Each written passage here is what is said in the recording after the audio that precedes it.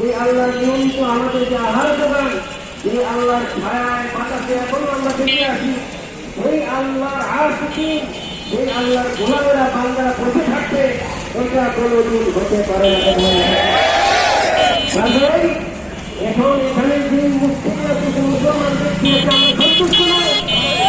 আমাদের প্রত্যেকের কর্তব্য হচ্ছে ঘরের প্রতিটি সদস্যের কাছে এই বাউলদের অপতৎপরতা, অপবিশ্বাস, তাদের যে একটা স্পেসিফিক আলাদা ধর্ম, এই ধর্ম সম্পর্কে আমাদের মুরব্বী, আমাদের ঘরের সদস্যদেরকে সচেতন করা এক নম্বর কাজ। দ্বিতীয় কাজ, পবিত্র কোরআনে সূরা আহজাবের আয়াত আমি আপনাদের সামনে তেলাওয়াত করেছি। আল্লাহ বলেছেন, যারা আল্লাহকে কষ্ট দেয়, রাসূলকে কষ্ট দেয়, তাদের এই ইহজীবন পরজীবনে আল্লাহর পক্ষ থেকে অভিশাপ লাগানো।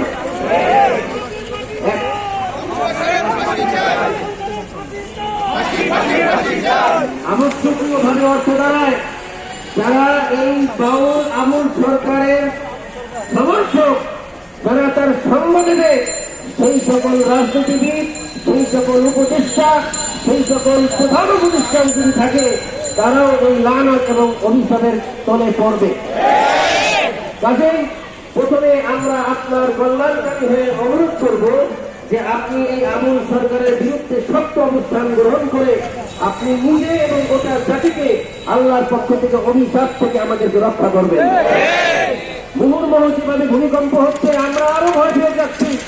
এই ধরনের কার্যকলাপের কারণেই হয়তো আমরা এই ভূমিকম্পের শিকার হচ্ছি।